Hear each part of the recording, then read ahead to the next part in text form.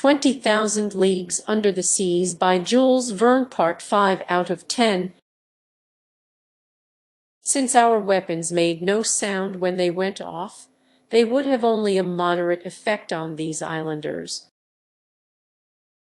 who reputedly respect nothing but noisy mechanisms. Without thunderclaps, lightning bolts would be much less frightening.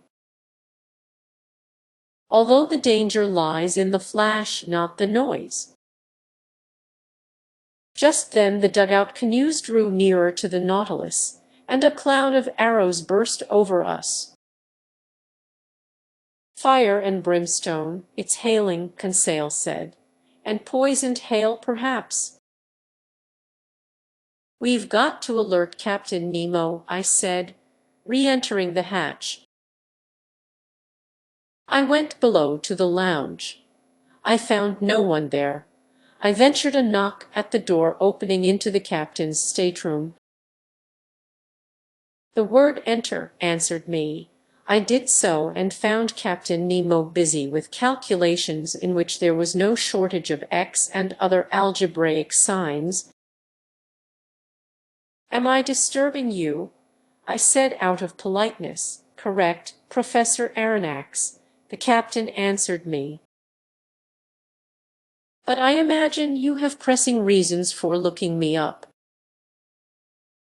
"Very pressing. Native dugout canoes are surrounding us, and in a few minutes we are sure to be assaulted by several hundred savages." "Ah," Captain Nemo put in serenely, "they've come in their dugouts." "Yes, sir. Well, sir, closing the hatches should do the trick." "Precisely. And that's what I came to tell you. Nothing easier," Captain Nemo said. And he pressed an electric button, transmitting an order to the crew's quarters. "There, sir, all under control," he told me after a few moments. "The skiff is in place and the hatches are closed. I don't imagine you are worried that these gentlemen will stave in walls that shells from your frigate couldn't breach." "No, Captain, but one danger still remains." "What's that, sir?" "Tomorrow, at about this time, we will need to reopen the hatches to renew the Nautilus air." "No argument, sir, since our craft breathes in the manner favored by cetaceans." "But if these papuans are occupying the platform at that moment, I don't see how you can prevent them from entering." "Then, sir, you assume they will board the ship." "I am certain of it." "Well, sir, let them come aboard. I see no reason to prevent them. Deep down they are just poor devils, these papuans, and I don't want my visit to Gueboroa Island to cost the life of a single one of these unfortunate people." On this note I was about to withdraw, but Captain Nemo detained me and invited me to take a seat next to him. He questioned me with interest on our excursions ashore and on our hunting, but seemed not to understand the Canadian's passionate craving for red meat. Then our conversation skimmed various subjects, and without being more forthcoming, Captain Nemo proved more affable. Among other things, we came to talk of the Nautilus circumstances, aground in the same strait where Captain Dumont d'Urville had nearly miscarried. Then, pertinent to this, "He was one of your great seamen," the captain told me, "one of your shrewdest navigators." That d'Urville, he was the Frenchman's Captain Cook, a man wise but unlucky, braving the ice banks of the South Pole, the coral of Oceania, the cannibals of the Pacific, only to perish wretchedly in a train wreck, if that energetic man was able to think about his life in its last seconds. Imagine what his final thoughts must have been. As he spoke, Captain Nemo seemed deeply moved, an emotion I felt was to his credit. Then, chart in hand, we returned to the deeds of the French navigator, his voyages to circumnavigate the globe, his double attempt at the South Pole, which led to his discovery of the Adélie coast and the Louis-Philippe Peninsula. Finally, his hydrographic surveys of the chief islands in Oceania. What your d'Urville did on the surface of the sea, Captain Nemo told me, I've done in the ocean's interior. But more easily, more completely than he, constantly tossed about by hurricanes, the Zealous and the new Astrolabe couldn't compare with the Nautilus. A quiet workroom truly at rest in the midst of the waters. Even so, Captain, I said, there is one major similarity between Dumont d'Urville's sloops of war and the Nautilus. What's that, sir? Like them, the Nautilus has run aground. The Nautilus is not aground, sir, Captain Nemo replied icily. The Nautilus was built to rest on the ocean floor, and I don't need to undertake the arduous labors, the maneuvers d'Urville had to attempt in order to float off his sloops of war. The Zealous and the new Astrolabe well-nigh perished, but my Nautilus is in no danger. Tomorrow, on the day stated and at the hour stated, the tide will peacefully lift it off, and it will resume its navigating through the seas. Captain, I said, I don't doubt. Tomorrow, Captain Nemo added, standing up. Tomorrow at 2:40 in the afternoon. The Nautilus will float off and exit the Torres Strait undamaged. Pronouncing these words in an extremely sharp tone, Captain Nemo gave me a curt bow. This was my dismissal, and I re-entered my stateroom. There I found Conseil, who wanted to know the upshot of my interview with the captain. My boy, I replied, when I expressed the belief that these Papuan natives were a threat to his Nautilus. The captain answered me with great irony, so I've just one thing to say to you, have faith in him and sleep in peace. Master has no need for my services. No, my friend. What's Ned Land up to? Begging master's indulgence, Conseil replied, but our friend Ned is concocting a kangaroo pie that will be the eighth wonder. I was left to myself. I went to bed but slept pretty poorly. I kept hearing noises from the savages, who were stamping on the platform and letting out deafening yells. The night passed in this way, without the crew ever emerging from their usual inertia. They were no more disturbed by the presence of these man-eaters than soldiers in an armored fortress are troubled by ants running over the armor plate. I got up at 6 o'clock in the morning. The hatches weren't open, so the air inside hadn't been renewed, but the air tanks were kept full for any eventuality and would function appropriately to shoot a few cubic meters of oxygen into the Nautilus' thin atmosphere. I worked in my stateroom until noon without seeing Captain Nemo even for an instant. Nobody on board seemed to be making any preparations for departure. I still waited for a while, then I made my way to the main lounge. Its timepiece marked 2:30. In 10 minutes the tide would reach its maximum elevation, and if Captain Nemo hadn't made a rash promise, The Nautilus would immediately break free; if not, many months might pass before it could leave its coral bed. But some preliminary vibrations could soon be felt over the boat's hull. I heard its plating grind against the limestone roughness of that coral base. At 2:35 Captain Nemo appeared in the lounge. "We are about to depart," he said. "Ah," I put in, "I've given orders to open the hatches." "What about the Papuans? What about them?" Captain Nemo replied, with a light shrug of his shoulders. "Won't they come inside the Nautilus?" "How will they manage that?" "By jumping down the hatches you are about to open, Professor Aronnax," Captain Nemo replied serenely. "The Nautilus hatches aren't to be entered in that fashion even when they are open." I gaped at the captain. "You don't understand," he said to me. "Not in the least." "Well, come along and you will see."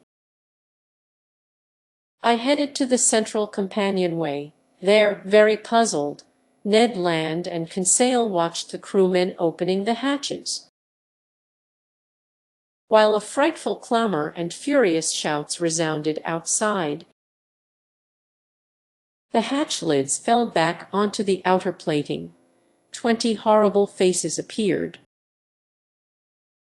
But when the first islander laid hands on the companionway railing, he was flung backward by some invisible power. Lord knows what, he ran off, howling in terror and wildly prancing around. 10 of his companions followed him. All 10 met the same fate. Conseil was in ecstasy.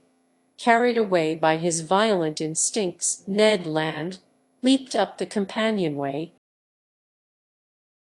But as soon as his hands seized the railing, he was thrown backward in his turn. "Damnation!" he exclaimed. "I've been struck by a lightning bolt." These words explained everything to me. It wasn't just a railing that led to the platform. It was a metal cable fully charged with the ship's electricity. Anyone who touched it got a fearsome shock, and such a shock would have been fatal if Captain Nemo had thrown the full current from his equipment into this conducting cable. It could honestly be said that he had stretched between himself and his assailants a network of electricity no one could clear with impunity. Meanwhile, crazed with terror, the unhinged Papuans beat a retreat. As for us, half laughing, we massaged and comforted poor Ned Land, who was swearing like one possessed. But just then, lifted off by the tide's final undulations, the Nautilus left its coral bed at exactly that 40th minute pinpointed by the captain. Its propeller churned the waves with lazy majesty. Gathering speed little by little, the ship navigated on the surface of the ocean. And safe and sound, it left behind the dangerous narrows of the Torres Strait. Chapter 23: Egrisomnia, Latin, Troubled Dreams. Ed. The following day, January 10, the Nautilus resumed its travels in mid-water, but at a remarkable speed that I estimated to be at least 35 miles per hour. The propeller was going so fast I could neither follow nor count its revolutions. I thought about how this marvelous electric force not only gave motion, heat, and light to the Nautilus but even protected it against outside attack, transforming it into a sacred ark no profane hand could touch without being blasted. My wonderment was boundless, and it went from the submersible itself to the engineer who had created it. We were traveling due west, and on January 11 we doubled Cape Wessel, located in longitude 135 degrees and latitude 10 degrees north. The western tip of the Gulf of Carpentaria reefs were still numerous but more widely scattered, and were fixed on the chart with the greatest accuracy. The Nautilus easily avoided the Money breakers to port and the Victoria reefs to starboard, positioned at longitude 130 degrees on the 10th parallel, which we went along rigorously. On January 13, arriving in the Timor Sea, Captain Nemo raised the island of that name at longitude 122 degrees. This island, whose surface area measures 1625 square leagues, is governed by Rajas. These aristocrats deem themselves the sons of crocodiles, in other words, descendants with the most exalted origins to which a human being can lay claim. Accordingly, their scaly ancestors infest the island's rivers, and are the subjects of special veneration. They are sheltered, nurtured, flattered, pampered, and offered a ritual diet of nubile maidens. And woe to the foreigner who lifts a finger against these sacred saurians. But the Nautilus wanted nothing to do with these nasty animals. Timor Island was visible for barely an instant at noon while the chief officer determined his position. I also caught only a glimpse of Little Roti Island, part of this same group, whose women have a well-established reputation for beauty in the Malaysian marketplace. After our position fix, the Nautilus latitude bearings were modulated to the southwest. Our prow pointed to the Indian Ocean. Where would Captain Nemo's fancies take us? Would he head up to the shores of Asia? Would he pull nearer to the beaches of Europe? Unlikely choices for a man who avoided populated areas, so would he go down south? Would he double the Cape of Good Hope, then Cape Horn, and push on to the Antarctic pole? Finally, would he return to the seas of the Pacific, where his Nautilus could navigate freely and easily? Time would tell. After cruising along the Cartier, Hibernia, Seringapatam, and Scott reefs, the solid element's last exertions against the liquid element, we were beyond all sight of shore by January 14. The Nautilus slowed down in an odd manner, and very unpredictable in its ways. It sometimes swam in the midst of the waters, sometimes drifted on their surface. During this phase of our voyage, Captain Nemo conducted interesting experiments on the different temperatures in various strata of the sea.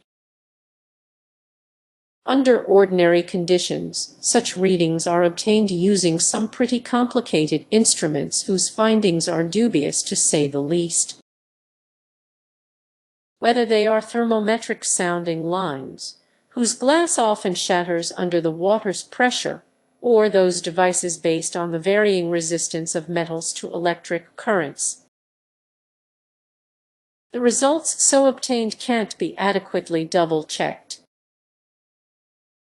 By contrast, Captain Nemo would seek the sea's temperature by going himself into its depths, and when he placed his thermometer in contact with the various layers of liquid,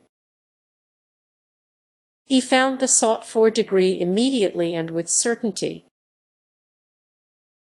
And so, by loading up its ballast tanks, or by sinking obliquely with its slanting fins, the Nautilus successively reached depths of 3,000, 4,000, 5,000, 7,000, 9,000, and 10,000 meters, and the ultimate conclusion from these experiments was that, in all latitudes, the sea had a permanent temperature of 4 -5 degrees centigrade at a depth of 1,000 meters. I watched these experiments with the most intense fascination. Captain Nemo brought a real passion to them. I often wondered why he took these observations. Were they for the benefit of his fellow man? It was unlikely, because sooner or later his work would perish with him in some unknown sea, unless he intended the results of his experiments for me. But that meant this strange voyage of mine would come to an end, and no such end was in sight. Be that as it may, Captain Nemo also introduced me to the different data he had obtained on the relative densities of the water in our globe's chief seas. From this news I derived some personal enlightenment, having nothing to do with science. It happened the morning of January 15. The captain, with whom I was strolling on the platform, asked me if I knew how salt water differs in density from sea to sea. I said no, adding that there was a lack of rigorous scientific observations on this subject. "I've taken such observations," he told me, "and I can vouch for their reliability." "Fine," I replied, "but the Nautilus lives in a separate world, and the secrets of its scientists don't make their way ashore." "You are right, Professor," he told me after a few moments of silence. "This is a separate world. It's as alien to the Earth as the planets accompanying our globe around the sun. And we will never become familiar with the work of scientists on Saturn or Jupiter. But since fate has linked our two lives, I can reveal the results of my observations to you." "I am all attention, Captain. You are aware, Professor, that salt water is denser than fresh water, but this density isn't uniform. In essence, if I represent the density of fresh water by 1.0, then I find 1.28 for the waters of the Atlantic, 1.26 for the waters of the Pacific, 1.30 for the waters of the Mediterranean. Aha, I thought, so he ventures into the Mediterranean. 1.18 for the waters of the Ionian Sea, and 1.29 for the waters of the Adriatic. Assuredly, the Nautilus didn't avoid the heavily traveled seas of Europe, and from this insight I concluded that the ship would take us back perhaps very soon to more civilized shores. I expected Ned Land to greet this news with unfeigned satisfaction. For several days our work hours were spent in all sorts of experiments on the degree of salinity in waters of different depths, or on their electric properties, coloration, and transparency, and in every instance Captain Nemo displayed an ingenuity equaled only by his graciousness toward me. Then I saw no more of him for some days and again lived on board in seclusion. On January 16, the Nautilus seemed to have fallen asleep just a few meters beneath the surface of the water. Its electric equipment had been turned off, and the motionless propeller let it ride with the waves. I assumed that the crew were busy with interior repairs required by the engine's strenuous mechanical action. My companions and I then witnessed an unusual sight. The panels in the lounge were open, and since the Nautilus beacon was off, a hazy darkness reigned in the midst of the waters. Covered with heavy clouds, the stormy sky gave only the faintest light to the ocean's upper strata. I was observing the state of the sea under these conditions, and even the largest fish were nothing more than ill-defined shadows, when the Nautilus was suddenly transferred into broad daylight. At first I thought the beacon had gone back on, and was casting its electric light into the liquid mass. I was mistaken, and after a hasty examination I discovered my error. The Nautilus had drifted into the midst of some phosphorescent strata, which, in this darkness, came off as positively dazzling. This effect was caused by myriads of tiny, luminous animals whose brightness increased when they glided over the metal hull of our submersible. In the midst of these luminous sheets of water, I then glimpsed flashes of light, like those seen inside a blazing furnace, from streams of molten lead or from masses of metal brought to a white heat, flashes so intense that certain areas of the light became shadows by comparison, in a fiery setting from which every shadow should seemingly have been banished. No, this was no longer the calm emission of our usual lighting. This light throbbed with unprecedented vigor and activity. You sensed that it was alive. In essence, it was a cluster of countless open-sea infusoria, of Noctiluca an eighth of an inch wide, actual globules of transparent jelly equipped with a thread-like tentacle, up to 25,000 of which have been counted in 30 cubic centimeters of water. And the power of their light was increased by those glimmers unique to medusas, starfish, common jellyfish, angel wing clams, and other phosphorescent zoophytes, which were saturated with grease from organic matter decomposed by the sea, and perhaps with mucus secreted by fish. For several hours the Nautilus drifted in this brilliant tide,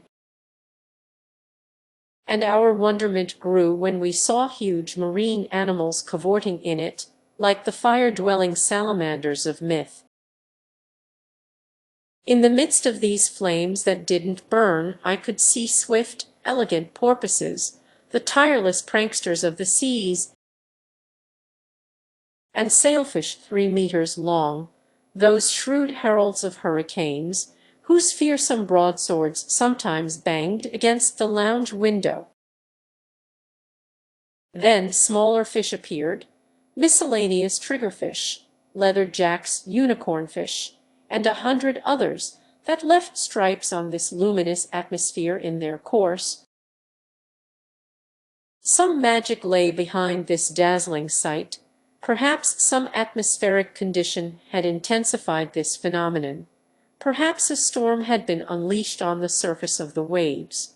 But only a few meters down, the Nautilus felt no tempest's fury, and the ship rocked peacefully in the midst of the calm waters. And so it went, some new wonder constantly delighting us. Conseil observed and classified his zoophytes, articulates, mollusks, and fish. The days passed quickly, and I no longer kept track of them. Ned, as usual, kept looking for changes of pace from our standard fare. Like actual snails, we were at home in our shell, and I can vouch that it's easy to turn into a full-fledged snail. So this way of living began to seem simple and natural to us, and we no longer envisioned a different lifestyle on the surface of the planet Earth. When something happened to remind us of our strange circumstances. On January 18 the Nautilus lay in longitude 105 degrees and latitude 15 degrees south.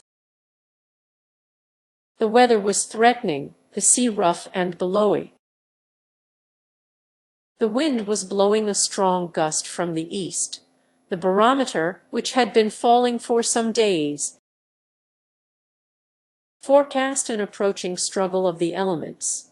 I had climbed onto the platform just as the chief officer was taking his readings of our angles. Out of habit, I waited for him to pronounce his daily phrase. That day it was replaced by a different phrase, just as incomprehensible.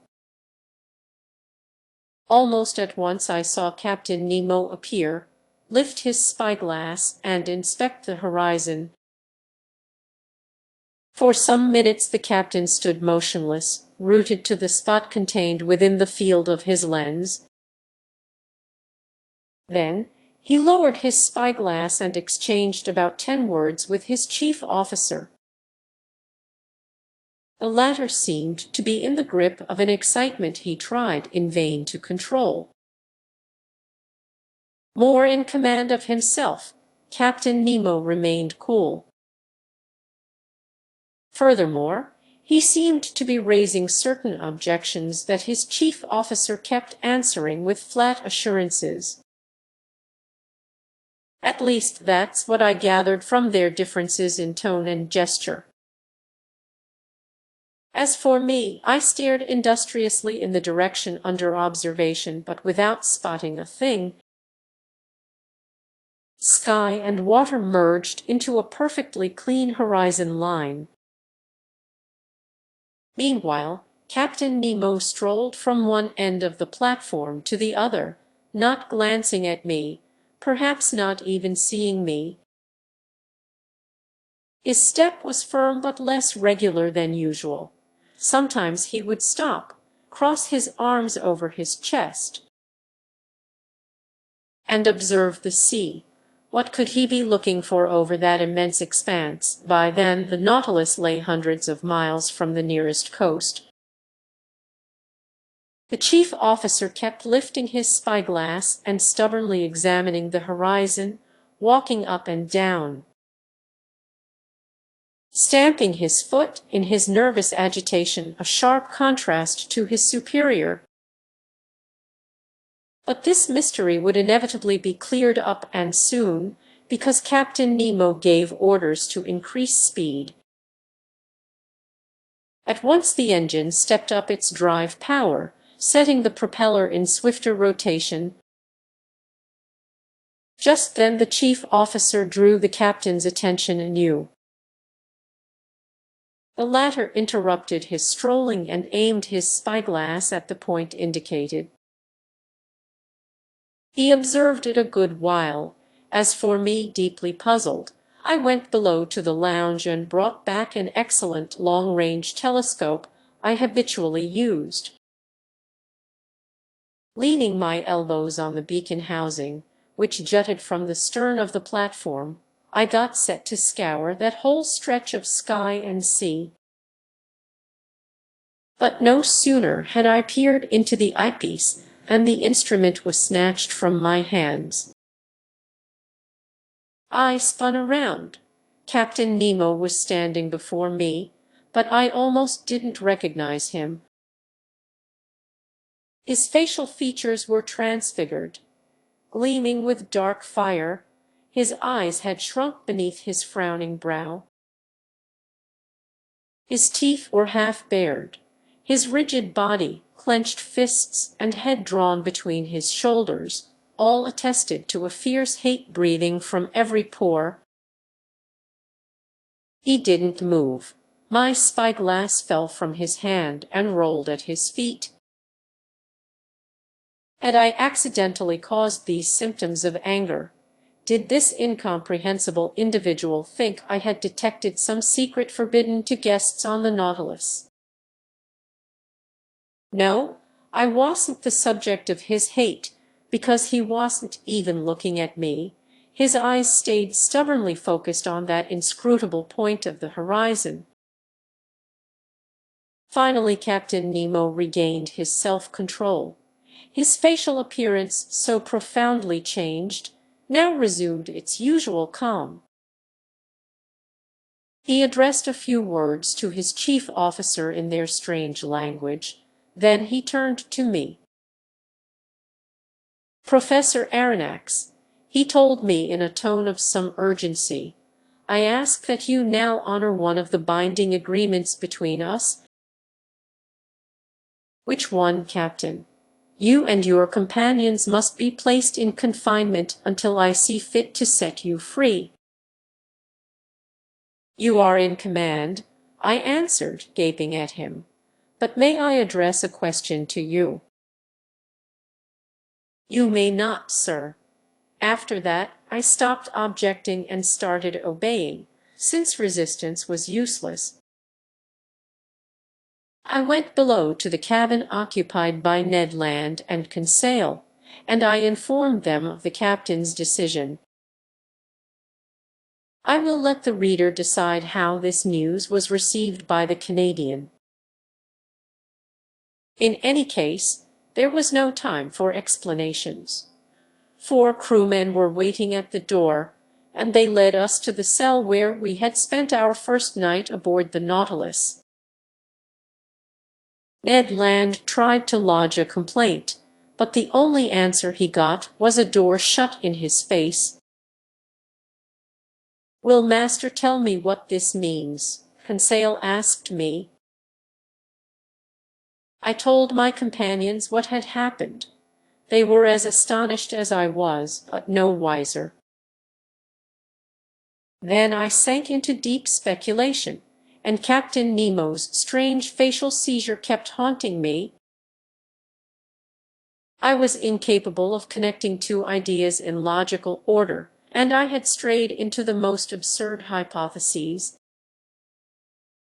When I was snapped out of my mental struggles by these words from Ned Land.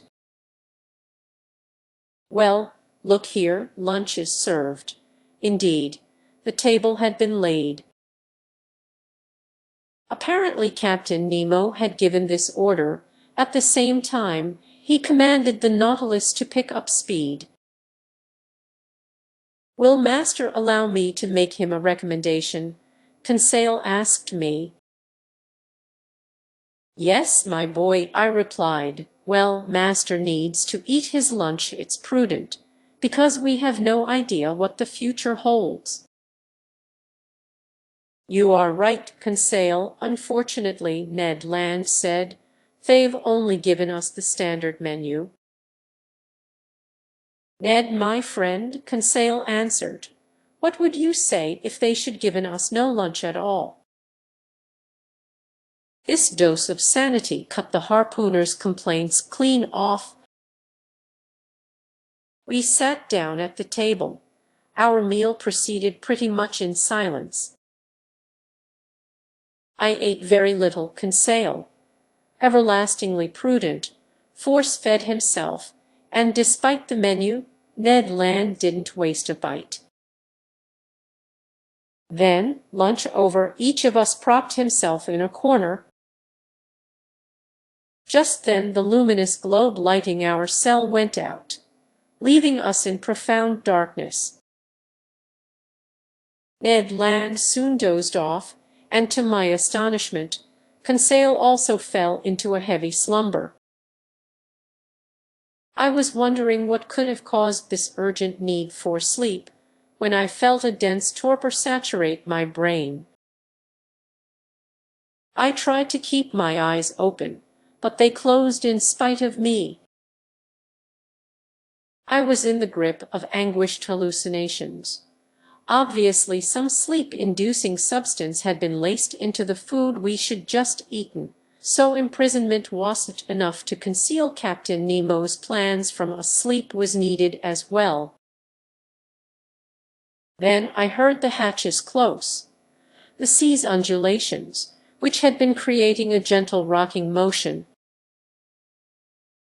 now ceased. Had the Nautilus left the surface of the ocean? Was it re-entering the motionless strata deep in the sea? I tried to fight off this drowsiness. It was impossible. My breathing grew weaker. I felt a mortal chill freeze my dull, nearly paralyzed limbs. Like little domes of lead, my lids fell over my eyes. I couldn't raise them, A morbid sleep, full of hallucinations, seized my whole being.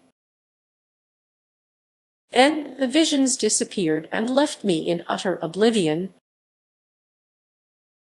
Chapter 24: The Coral Realm. The next day I woke up with my head unusually clear.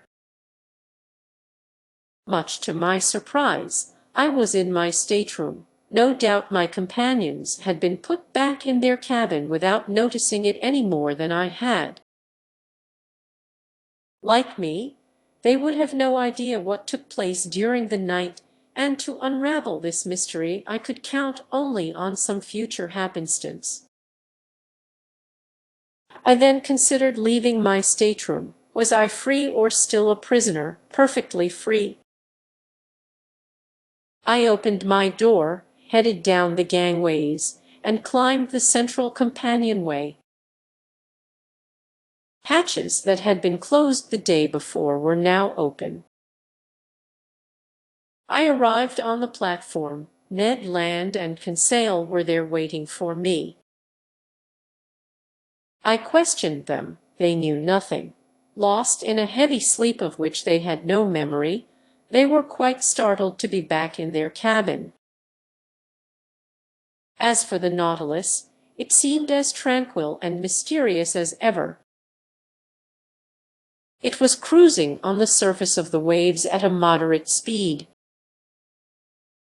Nothing seemed to have changed on board.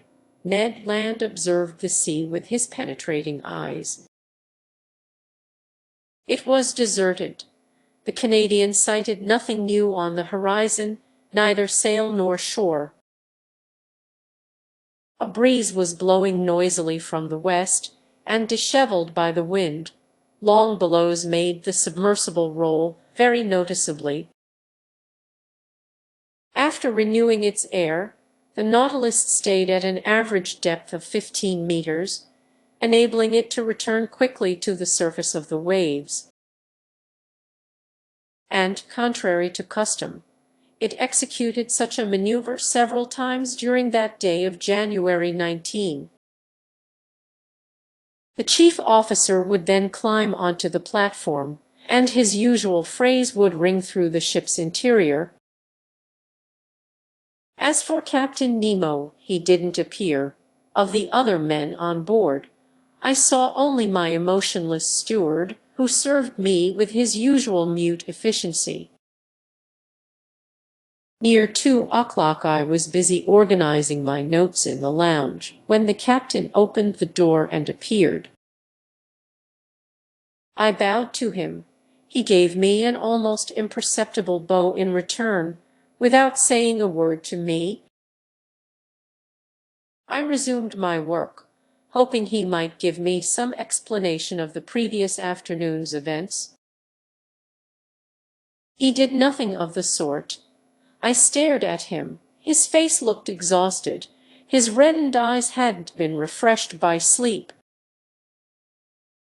His facial features expressed profound sadness, real chagrin. He walked up and down, sat and stood, picked up a book at random, discarded it immediately, consulted his instruments without taking his customary notes, and seemed unable to rest easy for an instant. Finally he came over to me and said, "Are you a physician, Professor Aronnax?" This inquiry was so unexpected that I stared at him a good while without replying. "Are you a physician?" he repeated. "Several of your scientific colleagues took their degrees in medicine, such as Gratiolet, Maquintandon, and others." "That's right," I said. "I am a doctor. I used to be on call at the hospitals. I was in practice for several years before joining the museum." "Excellent, sir." My reply obviously pleased Captain Nemo. But not knowing what he was driving at, I waited for further questions, ready to reply as circumstances dictated. "Professor Aronnax, The captain said to me, "Would you consent to give your medical attentions to one of my men? Someone is sick. Yes. I am ready to go with you. Come." I admit that my heart was pounding. Lord knows why, but I saw a definite connection between this sick crewman and yesterday's happenings, and the mystery of those events concerned me at least as much as the man's sickness. Captain Nemo led me to the Nautilus' stern and invited me into a cabin located next to the sailors' quarters. On a bed there lay a man some 40 years old, with strongly molded features, the very image of an Anglo-Saxon. I bent over him. Not only was he sick, he was wounded. Swathed in blood-soaked linen, his head was resting on a folded pillow. I undid the linen bandages, while the wounded man gazed with great staring eyes and let me proceed without making a single complaint. It was a horrible wound. The cranium had been smashed open by some blunt instrument, leaving the naked brains exposed, and the cerebral matter had suffered deep abrasions. Blood clots had formed in this dissolving mass, taking on the color of wine dregs. Both contusion and concussion of the brain had occurred. The sick man's breathing was labored, and muscle spasms quivered in his face. Cerebral inflammation was complete, and had brought on a paralysis of movement and sensation. I took the wounded man's pulse. It was intermittent. The body's extremities were already growing cold, and I saw that death was approaching without any possibility of my holding it in check. After dressing the poor man's wound, I ridded the linen bandages around his head, and I turned to Captain Nemo. "How did he get this wound?" I asked him. "That's not important," the captain replied evasively. "The Nautilus suffered a collision that cracked one of the engine levers, and it struck this man." My chief officer was standing beside him. This man leaped forward to intercept the blow. A brother lays down his life for his brother, a friend for his friend. What could be simpler? That's the law for everyone on board the Nautilus. "But what's your diagnosis of his condition?" I hesitated to speak my mind. "You may talk freely," the captain told me. "This man doesn't understand French." I took a last look at the wounded man. Then I replied, "This man will be dead in 2 hours. Nothing can save him." Nothing. Captain Nemo clenched his fists, and tears slid from his eyes, which I had thought incapable of weeping. For a few moments more I observed the dying man, whose life was ebbing little by little. He grew still more pale under the electric light that bathed his deathbed. I looked at his intelligent head, furrowed with premature wrinkles that misfortune, perhaps misery, had etched long before. I was hoping to detect the secret of his life in the last words that might escape from his lips. "You may go, Professor Aronnax," Captain Nemo told me. I left the captain in the dying man's cabin, and I repaired to my stateroom, very moved by this scene. All day long I was aquiver with gruesome forebodings. That night I slept poorly, and between my fitful dreams I thought I heard a distant moaning, like a funeral dirge. Was it a prayer for the dead, murmured in that language I couldn't understand? The next morning I climbed on deck. Captain Nemo was already there. As soon as he saw me, he came over. "Professor," he said to me, "would it be convenient for you to make an underwater excursion today?"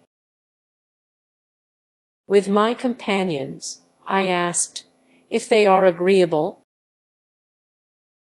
"We are yours to command, Captain." "Then kindly put on your diving suits." As for the dead or dying man, he hadn't come into the picture.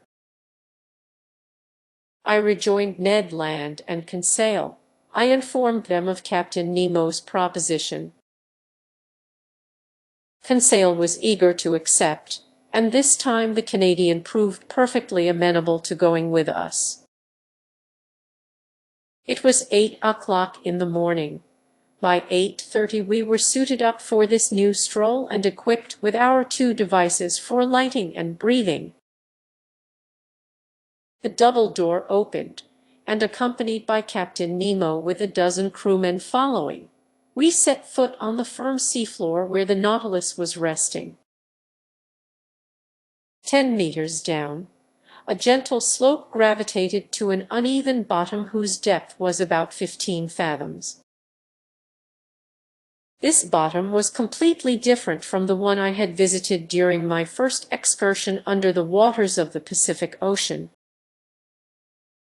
Here I saw no fine-grained sand, no underwater prairies, not one open-sea forest.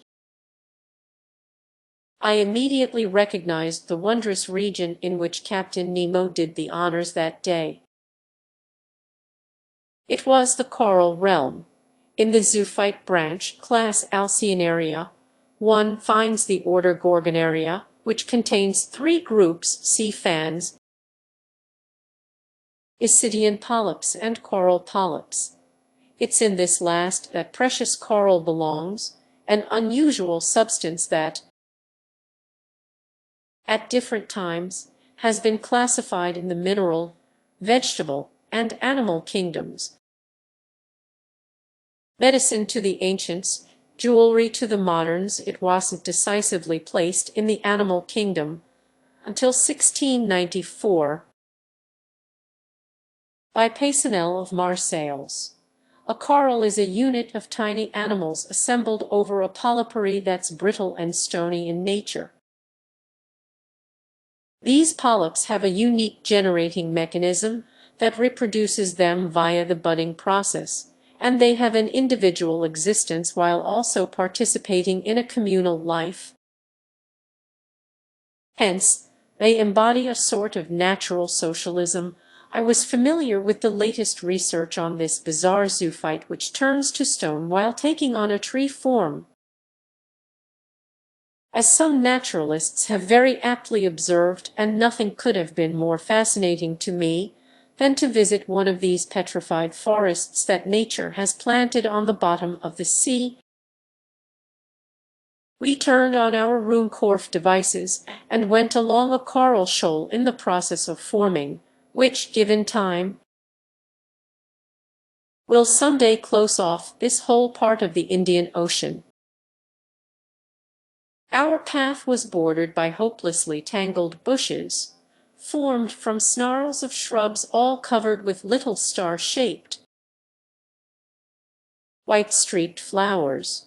Only, contrary to plants on shore, these tree forms become attached to rocks on the seafloor by heading from top to bottom. Our lights produced 1,000 delightful effects while playing over these brightly colored boughs. I fancied I saw these cylindrical, membrane-filled tubes trembling beneath the water's undulations. I was tempted to gather their fresh petals, which were adorned with delicate tentacles, some newly in bloom, others barely opened, while nimble fish with fluttering fins brushed past them like flocks of birds. But if my hands came near the moving flowers of these sensitive, lively creatures, an alarm would instantly sound throughout the colony. The white petals retracted into their red sheaths, the flowers vanished before my eyes, and the bush changed into a chunk of stony nipples. Sheer chance had placed me in the presence of the most valuable specimens of this zoophyte. This coral was the equal of those fished up from the Mediterranean off the Barbary coast or the shores of France and Italy. With its bright colors, it lived up to those poetic names of blood flower and blood foam that the industry confers on its finest exhibits. Coral sells for as much as 500 francs per kilogram, and in this locality the liquid strata hid enough to make the fortunes of a whole host of coral fishermen. This valuable substance often merges with other polypories, forming compact, hopelessly tangled units known as maxiota. And I noted some wonderful pink samples of this coral. But as the bushes shrank, the tree forms magnified. Actual petrified thickets and long alcoves from some fantastic school of architecture kept opening up before our steps. Captain Nemo entered beneath a dark gallery whose gentle slope took us to a depth of 100 meters. The light from our glass coils produced magical effects at times, lingering on the wrinkled roughness of some natural arch, or some overhang suspended like a chandelier, which our lamps flecked with fiery sparks. Amid these shrubs of precious coral, I observed other polyps no less unusual: Melita coral, rainbow coral with jointed outgrowths. Then a few tufts of genus Corallina, some green and others red, actually a type of seaweed encrusted with limestone salts, which, after long disputes, naturalists have finally placed in the vegetable kingdom. But as one intellectual has remarked, here, perhaps, is the actual point where life rises humbly out of slumbering stone, but without breaking away from its crude starting point. Finally, after 2 hours of walking, we reached a depth of about 300 meters, in other words, the lowermost limit at which coral can begin to form. But here it was no longer some isolated bush or a modest grove of low timber. It was an immense forest, huge mineral vegetation, enormous petrified trees linked by garlands of elegant hydras from the genus Plumularia. Those tropical creepers of the sea, all decked out in shades and gleams. We passed freely under their lofty boughs, lost up in the shadows of the waves, while at our feet organ pipe coral, stony coral, star coral, fungus coral, and sea anemone from the genus Caryophylla formed a carpet of flowers all strewn with dazzling gems. What an indescribable sight! Oh, if only we could share our feelings! Why were we imprisoned behind these masks of metal and glass? Why were we forbidden to talk with each other? At least let us lead the lives of the fish that populate this liquid element.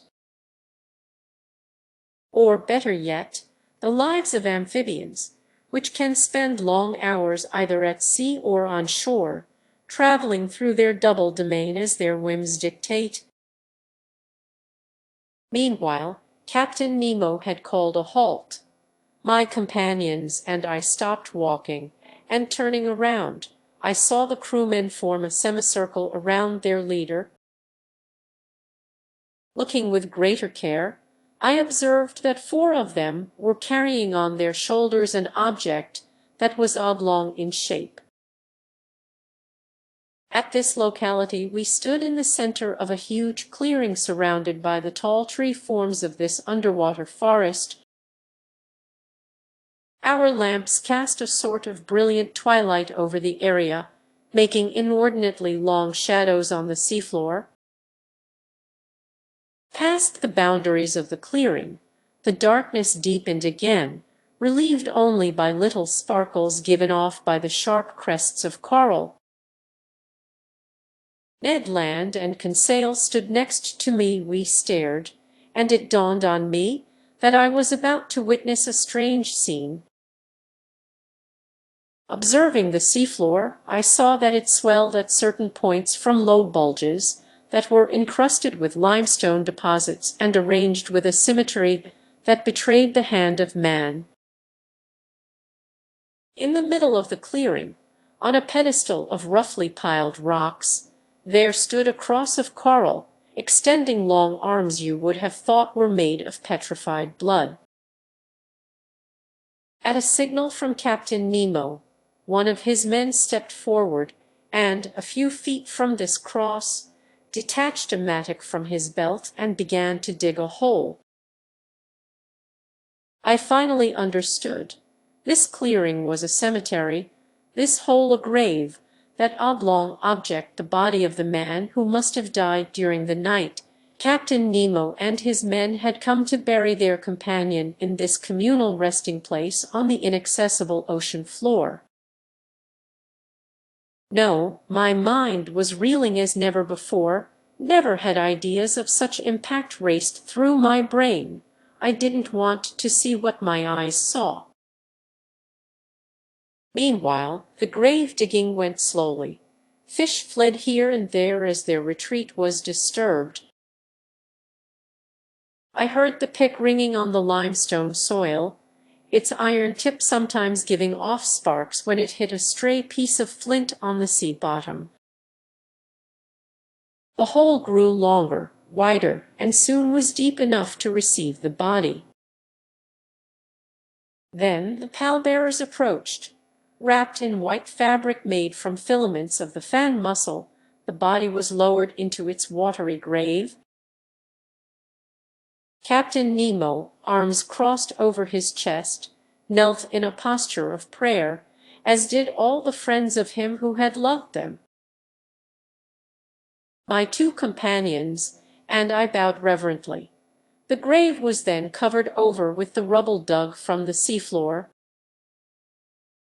and it formed a low mound. When this was done, Captain Nemo and his men stood up. Then they all approached the grave, sank again on bended knee, and extended their hands in a sign of final farewell. Then the funeral party went back up the path to the Nautilus, returning beneath the arches of the forest, through the thickets, along the coral bushes, going steadily higher. Finally the ship's rays appeared. Their luminous trail guided us to the Nautilus. By 1 o'clock we had returned. After changing clothes, I climbed onto the platform, and in the grip of dreadfully obsessive thoughts. I sat next to the beacon. Captain Nemo rejoined me. I stood up and said to him,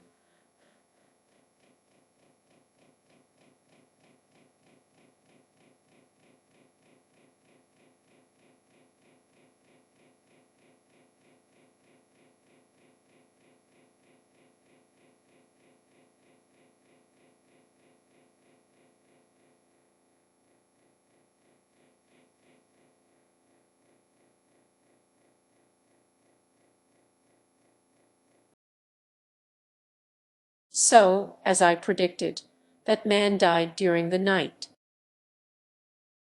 "Yes, Professor Aronnax," Captain Nemo replied, "and now he rests beside his companions in that coral cemetery." "Yes, forgotten by the world, but not by us. We dig the graves, then entrust the polyps with sealing away our dead for eternity." And with a sudden gesture, the captain hid his face in his clenched fists, vainly trying to hold back a sob. Then he added, There lies our peaceful cemetery hundreds of feet beneath the surface of the waves. At least, Captain, your dead can sleep serenely there, out of the reach of sharks. Yes, sir, Captain Nemo replied solemnly, of sharks and men. End of the first part. Second part, Chapter 1. The Indian Ocean. Now we begin the second part of this voyage under the seas. The first ended in that moving scene at the Coral Cemetery, which left a profound impression on my mind. And so Captain Nemo would live out his life entirely in the heart of this immense sea, and even his grave lay ready in its impenetrable depths. There the last sleep of the Nautilus occupants, friends bound together in death as in life, would be disturbed by no monster of the deep, no man either, the captain had added. Always that same fierce, implacable defiance of human society. As for me, I was no longer content with the hypotheses that satisfied Conseil. That fine lad persisted in seeing the Nautilus commander as merely one of those unappreciated scientists who repay humanity's indifference with contempt. For Conseil, the captain was still a misunderstood genius who, tired of the world's deceptions, had been driven to take refuge in this inaccessible environment where he was free to follow his instincts. But to my mind, this hypothesis explained only one side of Captain Nemo. In fact, the mystery of that last afternoon when we were locked in prison and put to sleep, the captain's violent precaution of snatching from my grasp a spyglass poised to scour the horizon, and the fatal wound given that man during some unexplained collision suffered by the Nautilus, all led me down a plain trail. No, Captain Nemo wasn't content simply to avoid humanity. His fearsome submersible served not only his quest for freedom, but also, perhaps, it was used in Lord knows what schemes of dreadful revenge. Right now, nothing is clear to me. I still glimpse only glimmers in the dark, and I must limit my pen, as it were, to taking dictation from events. But nothing binds us to Captain Nemo. He believes that escaping from the Nautilus is impossible. We are not even constrained by our word of honor. No promises fetter us.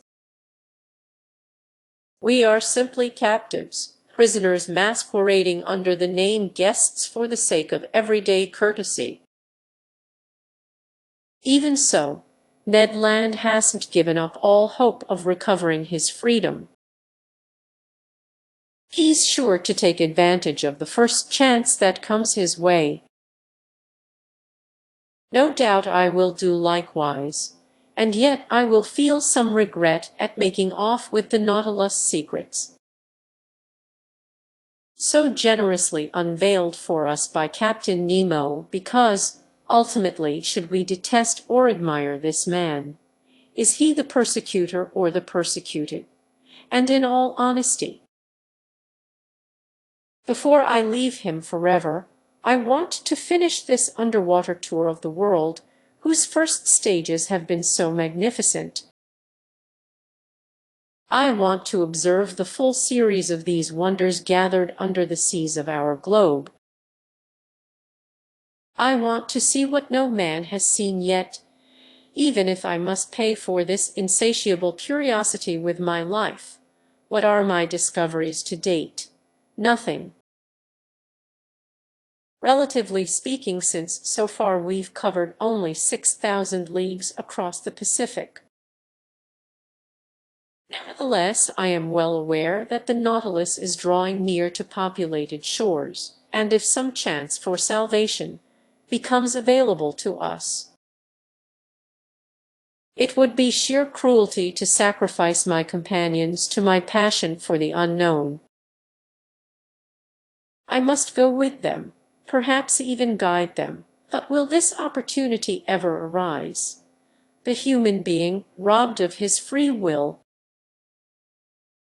craves such an opportunity, but the scientist, forever inquisitive, dreads it. That day, January 21, 1868, the chief officer went at noon to take the sun's altitude. I climbed onto the platform, lit a cigar, and watched him at work. It seemed obvious to me that this man didn't understand French, because I made several remarks in a loud voice that were bound to provoke him to some involuntary show of interest had he understood them. But he remained mute and emotionless, while he took his sights with his sextant. One of the Nautilus sailors, that muscular man who had gone with us to Crespo Island during our first underwater excursion, came up to clean the glass panes of the beacon. I then examined the fittings of this mechanism, whose power was increased 100-fold by biconvex lenses that were designed like those in a lighthouse and kept its rays productively focused. This electric lamp was so constructed as to yield its maximum illuminating power. In essence, its light was generated in a vacuum, ensuring both its steadiness and intensity.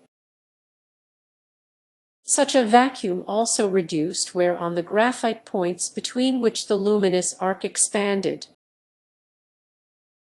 This was an important savings for Captain Nemo, who could easily renew them. But under these conditions, wear and tear were almost non-existent. When the Nautilus was ready to resume its underwater travels, I went below again to the lounge. The hatches closed once more, and our course was set due west. We then plowed the waves of the Indian Ocean, whose waters are so transparent it makes you dizzy to lean over their surface. There the Nautilus generally drifted at a depth between 100 and 200 meters. It behaved in this way for some days. To anyone without my grand passion for the sea, these hours would surely have seemed long and monotonous. But my daily strolls on the platform, where I was revived by the life-giving ocean air, the sights in the rich waters beyond the lounge windows, the books to be read in the library, and the composition of my memoirs, took up all my time and left me without a moment of weariness or boredom. All in all, we enjoyed a highly satisfactory state of health. The diet on board agreed with us perfectly, and for my part, I could easily have gone without those changes of pace that Ned Land, in a spirit of protest, kept taxing his ingenuity to supply us. What's more, in this constant temperature we didn't even have to worry about catching colds.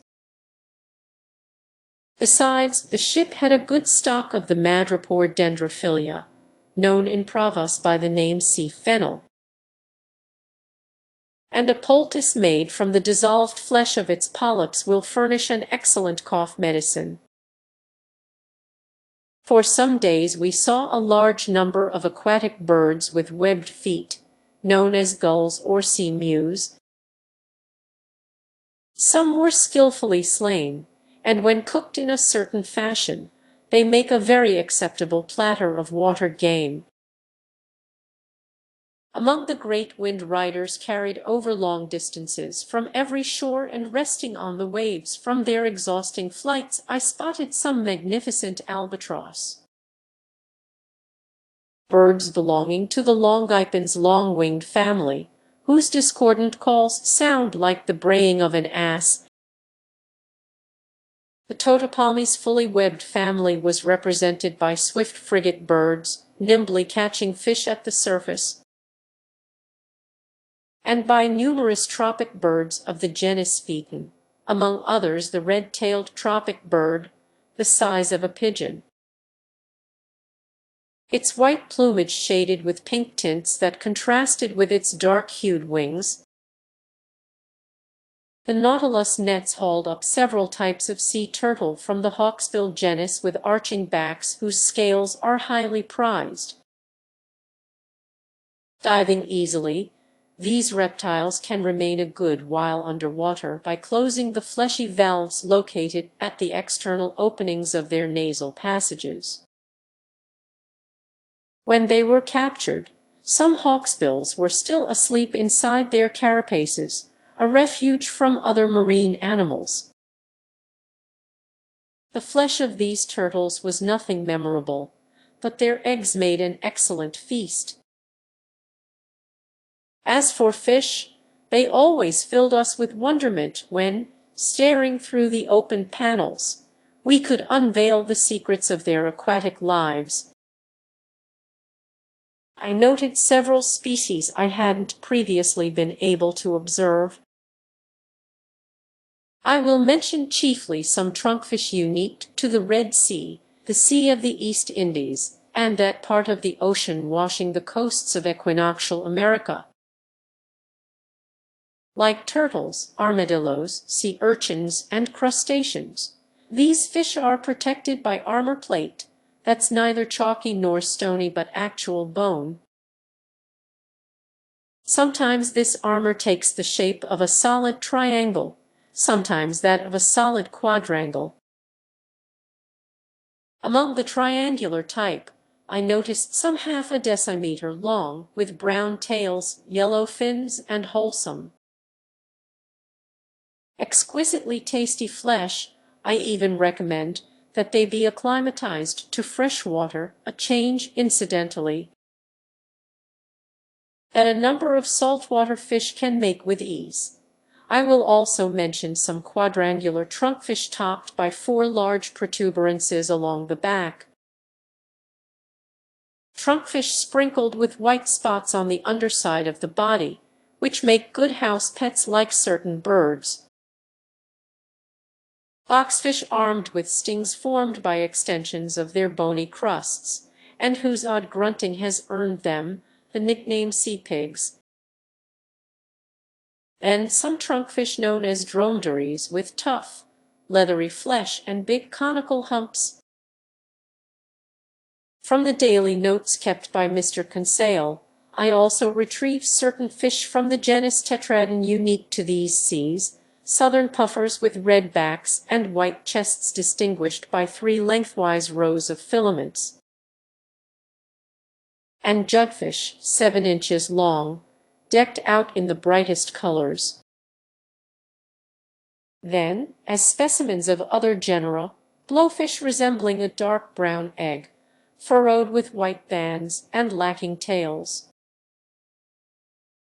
Blowfish, genuine porcupines of the sea, armed with stings and able to inflate themselves until they look like a pincushion bristling with needles. Seahorses common to every ocean, flying dragonfish with long snouts and highly distended pectoral fins shaped like wings, which enable them, if not to fly, at least to spring into the air, spatula-shaped paddlefish whose tails are covered with many scaly rings,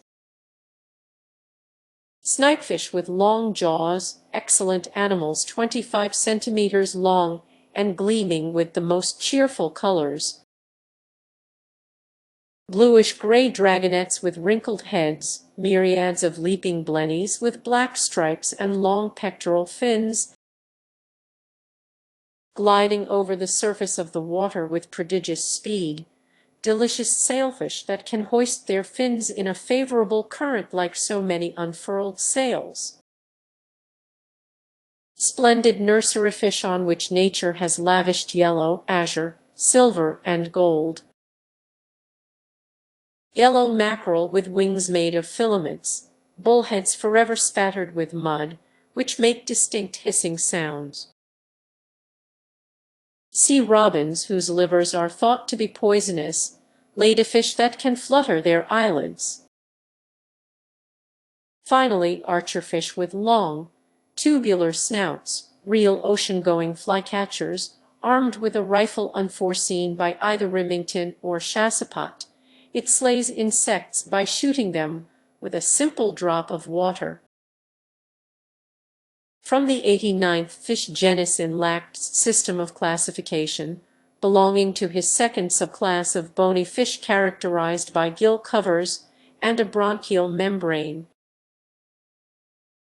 I noted some scorpionfish whose heads are adorned with stings and which have only one dorsal fin. These animals are covered with small scales, or have none at all, depending on the subgenus to which they belong. The second subgenus gave us some Didactylus specimens 3 to 4 decimeters long, streaked with yellow, their heads having a phantasmagoric appearance. As for the first subgenus, it furnished several specimens of that bizarre fish aptly nicknamed toadfish, whose big head is sometimes gouged with deep cavities, sometimes swollen with protuberances, bristling with stings and strewn with nodules. It sports hideously irregular horns. Its body and tail are adorned with callosities. Its stings can inflict dangerous injuries. It's repulsive and horrible. From January 21 to the 23rd, the Nautilus traveled at the rate of 250 leagues in 24 hours. Hence 540 miles at 22 miles per hour. If during our trip we were able to identify these different varieties of fish, it's because they were attracted by our electric light and tried to follow alongside. But most of them were outdistanced by our speed and soon fell behind. Temporarily, however, a few managed to keep pace in the Nautilus waters. On the morning of the 24th, in latitude 12 degrees 5 south and longitude 94 degrees 33, we raised Keeling Island, a madreporic upheaving planted with magnificent coconut trees, which had been visited by Mr. Darwin and Captain Fitzroy. The Nautilus cruised along a short distance off the shore of this desert island. Our dragnets brought up many specimens of polyps and echinoderms plus some unusual shells from the branch mollusca. Captain Nemo's treasures were enhanced by some valuable exhibits from the Delphinula snail species, to which I joined some pointed star coral, a sort of parasitic polypary that often attaches itself to seashells. Soon Keeling Island disappeared below the horizon, and our course was set to the northwest, toward the tip of the Indian Peninsula. Civilization, Ned Land told me that day, much better than those Papuan islands where we ran into more savages than venison on this Indian shore. Professor, there are roads and railways, English, French, and Hindu villages. We wouldn't go 5 miles without bumping into a fellow countryman. Come on now, isn't it time for our sudden departure from Captain Nemo? No, no, Ned, I replied in a very firm tone. Let's ride it out, as you seafaring fellows say. The Nautilus is approaching populated areas. It's going back toward Europe. Let it take us there. After we arrive in home waters, we can do as we see fit. Besides, I don't imagine Captain Nemo will let us go hunting on the coasts of Malabar or Coromandel as he did in the forests of New Guinea. Well, sir, can't we manage without his permission? I didn't answer the Canadian. I wanted no arguments. Deep down, I was determined to fully exploit the good fortune that had put me on board the Nautilus. After leaving Keeling Island, our pace got generally slower.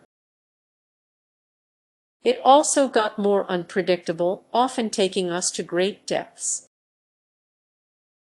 Several times we used our slanting fins, which internal levers could set at an oblique angle to our waterline. Thus we went as deep as 2 or 3 kilometers down, but without ever verifying the lowest depths of this sea near India, which soundings of 13,000 meters have been unable to reach. As for the temperature in these lower strata, the thermometer always and invariably indicated 4 degrees centigrade. I merely observed that in the upper layers, the water was always colder over shallows than in the open sea. On January 25, the ocean being completely deserted, the Nautilus spent the day on the surface, churning the waves with its powerful propeller and making them spurt to great heights. Under these conditions, who wouldn't have mistaken it for a gigantic cetacean? I spent 3/4 of the day on the platform. I stared at the sea, nothing on the horizon, except near 4 o'clock in the afternoon, a long steamer to the west. Running on our opposite tack, its masting was visible for an instant, but it couldn't have seen the Nautilus because we were lying too low in the water. I imagine that steamboat belonged to the Peninsular and Oriental Line, which provides service from the island of Ceylon to Sydney, also calling at King George Sound and Melbourne. At 5 o'clock in the afternoon, just before that brief twilight that links day with night in tropical zones, Conseil and I marveled at an unusual sight. It was a delightful animal whose discovery, according to the ancients, is a sign of good luck. Aristotle, Athenaeus, Pliny, and Appian studied its habits and lavished on its behalf all the scientific poetry of Greece and Italy. They called it Nautilus and Pompilius. But modern science has not endorsed these designations, and this mollusk is now known by the name Argonaut. Anyone consulting Conseil would soon learn from the gallant lad that the branch mollusca is divided into 5 classes. That the first class features the cephalopoda, whose members are sometimes naked, sometimes covered with a shell, which consists of 2 families, the Dibranchiata and the Tetrabranchiata, which are distinguished by their number of gills. That the family Dibranchiata includes 3 genera, the Argonaut, the squid, and the cuttlefish, and that the family Tetrabranchiata contains only 1 genus. The Nautilus, after this catalogue, if some recalcitrant listener confuses the Argonaut, which is acetabuliferous in other words, a bearer of suction tubes, with the Nautilus, which is tentaculiferous, a bearer of tentacles, it will be simply unforgivable. Now, it was a school of Argonauts then voyaging on the surface of the ocean. We could count several hundred of them. They belonged to that species of Argonaut covered with protuberances and exclusive to the seas near India. These graceful mollusks were swimming backward by means of their locomotive tubes, sucking water into these tubes and then expelling it. 6 of their 8 tentacles were long, thin, and floated on the water, while the other two were rounded into palms and spread to the wind like light sails.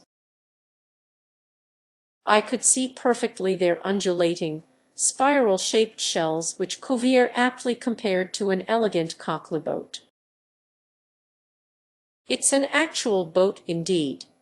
It transports the animal that secretes it without the animal sticking to it. The Argonaut is free to leave its shell, I told Conseil, but it never does.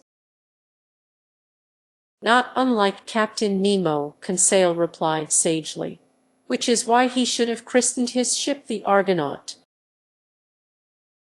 For about an hour the Nautilus cruised in the midst of this school of mollusks. Then, Lord knows why, they were gripped with a sudden fear. As if at a signal, every sail was abruptly lowered, arms folded, bodies contracted, shells turned over by changing their center of gravity, and the whole flotilla disappeared under the waves. It was instantaneous, and no squadron of ships ever maneuvered with greater togetherness. Just then night fell suddenly, and the waves barely surged in the breeze, spreading placidly around the Nautilus side plates. The next day, January 26, we cut the equator on the 82nd meridian and we re-entered the northern hemisphere. During that day, a fearsome school of sharks provided us with an escort. Dreadful animals that teem in these seas and make them extremely dangerous. There were Port Jackson sharks with a brown back, a whitish belly, and 11 rows of teeth, big eye sharks with necks marked by a large black spot encircled in white and resembling an eye,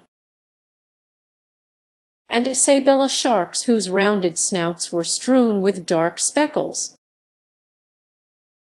Often these powerful animals rushed at the lounge window, with a violence less than comforting. By this point Ned Land had lost all self-control. He wanted to rise to the surface of the waves and harpoon the monsters, especially certain smooth-hound sharks whose mouths were paved with teeth arranged like a mosaic, and some big 5-meter tiger sharks that insisted on personally provoking him. But the Nautilus soon picked up speed and easily left astern the fastest of these man-eaters. On January 27, at the entrance to the huge Bay of Bengal, we repeatedly encountered a gruesome sight, human corpses floating on the surface of the waves, carried by the Ganges to the high seas. These were deceased Indian villagers who hadn't been fully devoured by vultures, the only morticians in these parts. But there was no shortage of sharks to assist them with their undertaking chores. Near 7 o'clock in the evening, the Nautilus lay half submerged, navigating in the midst of milky white waves. As far as the eye could see, the ocean seemed lactified. Was it an effect of the moon's rays? No, because the new moon was barely 2 days old and was still lost below the horizon in the sun's rays. The entire sky, although lit up by stellar radiation, seemed pitch black in comparison with the whiteness of these waters. Conseil couldn't believe his eyes, and he questioned me about the causes of this odd phenomenon. Luckily, I was in a position to answer him. That's called a milk sea, I told him, a vast expanse of white waves often seen along the coasts of Amboina and in these waterways. But, Conseil asked, could Master tell me the cause of this effect? Because I presume this water hasn't really changed into milk. No, my boy. And this whiteness that amazes you is merely due to the presence of myriads of tiny creatures called infusoria, a sort of diminutive glowworm that's colorless and gelatinous in appearance, as thick as a strand of hair, and no longer than 1/5 of a millimeter.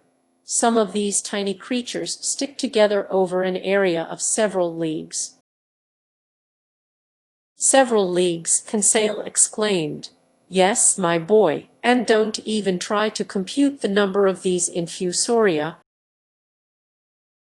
You won't pull it off, because if I am not mistaken, certain navigators have cruised through milk seas for more than 40 miles.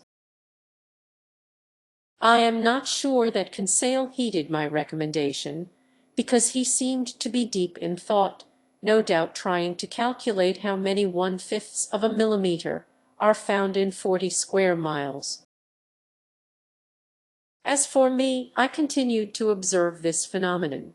For several hours the Nautilus first sliced through these whitish waves,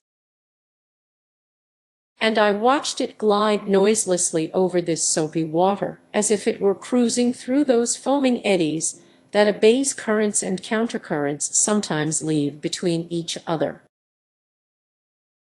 Near midnight, the sea suddenly resumed its usual hue, but behind us all the way to the horizon, the skies kept mirroring the whiteness of those waves and for a good while seemed imbued with the hazy glow of an aurora borealis. Chapter 2. A New Proposition from Captain Nemo. On January 28, in latitude 9 degrees 4 north, when the Nautilus returned at noon to the surface of the sea, it lay in sight of land some 8 miles to the west. Right off, I observed a cluster of mountains about 2,000 feet high, whose shapes were very whimsically sculpted. After our position fix, I re-entered the lounge, and when our bearings were reported on the chart, I saw that we were off the island of Ceylon. That pearl dangling from the lower lobe of the Indian peninsula. I went looking in the library for a book about this island, one of the most fertile in the world. Sure enough, I found a volume entitled Ceylon and the Sinhalese by H. C. Sir, Esquire. Re-entering the lounge, I first noted the bearings of Ceylon, on which antiquity lavished so many different names. It was located between latitude 5 degrees 55 and 9 degrees 49 north, and between longitude 79 degrees 42 and 82 degrees 4 east of the meridian of Greenwich. Its length is 275 miles, its maximum width 150 miles, its circumference 900 miles, its surface area 24,448 square miles, in other words, a little smaller than that of Ireland. Just then Captain Nemo and his chief officer appeared. The captain glanced at the chart. Then, turning to me, "The island of Ceylon," he said, "is famous for its pearl fisheries. Would you be interested, Professor Aronnax, in visiting one of those fisheries?" "Certainly, Captain. Fine. It's easily done. Only, when we see the fisheries, we will see no fishermen. The annual harvest hasn't yet begun. No matter. I will give orders to make for the Gulf of Mannar, and we will arrive there late tonight." The captain said a few words to his chief officer, who went out immediately. Soon the Nautilus re-entered its liquid element, and the pressure gauge indicated that it was staying at a depth of 30 feet. With the chart under my eyes, I looked for the Gulf of Mannar. I found it by the 9th parallel off the northwestern shores of Ceylon. It was formed by the long curve of Little Manor Island. To reach it we had to go all the way up Ceylon's west coast. Professor, Captain Nemo then told me, there are pearl fisheries in the Bay of Bengal, the seas of the East Indies, the seas of China and Japan, plus those seas south of the United States, the Gulf of Panama and the Gulf of California. But it's off Ceylon that such fishing reaps its richest rewards. No doubt we will be arriving a little early. Fishermen gather in the Gulf of Mannar only during the month of March, and for 30 days some 300 boats concentrate on the lucrative harvest of these treasures from the sea. Each boat is manned by 10 oarsmen and 10 fishermen. The latter divide into 2 groups, dive in rotation, and descend to a depth of 12 meters with the help of a heavy stone clutched between their feet and attached by a rope to their boat. You mean, I said, that such primitive methods are still all that they use? All, Captain Nemo answered me, although these fisheries belong to the most industrialized people in the world. The English, to whom the Treaty of Amiens granted them in 1802. Yet it strikes me that diving suits like yours could perform yeoman service in such work. Yes, since those poor fishermen can't stay long underwater. On his voyage to Ceylon, the Englishman Percival made much of a Kaffir who stayed under 5 minutes without coming up to the surface. But I find that hard to believe. I know that some divers can last up to 57 seconds, and highly skillful ones to 87. But such men are rare, and when the poor fellows climb back on board, the water coming out of their noses and ears is tinted with blood.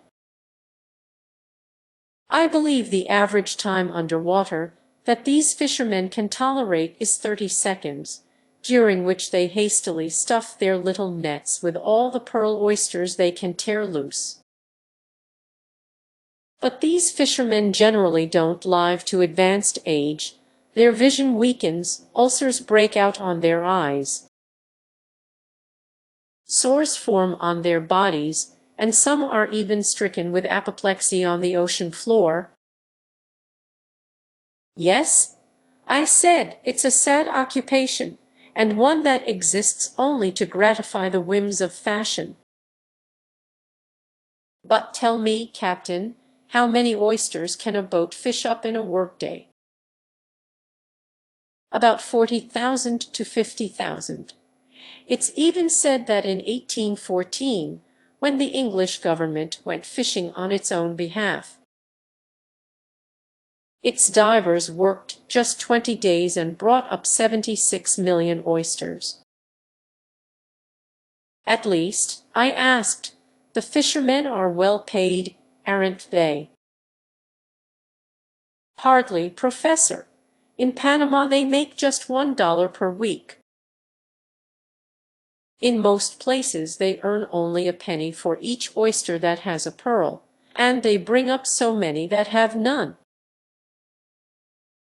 Only 1 penny to those poor people who make their employers rich. That's atrocious. On that note, Professor, Captain Nemo told me you and your companions will visit the Mannar Oyster Bank.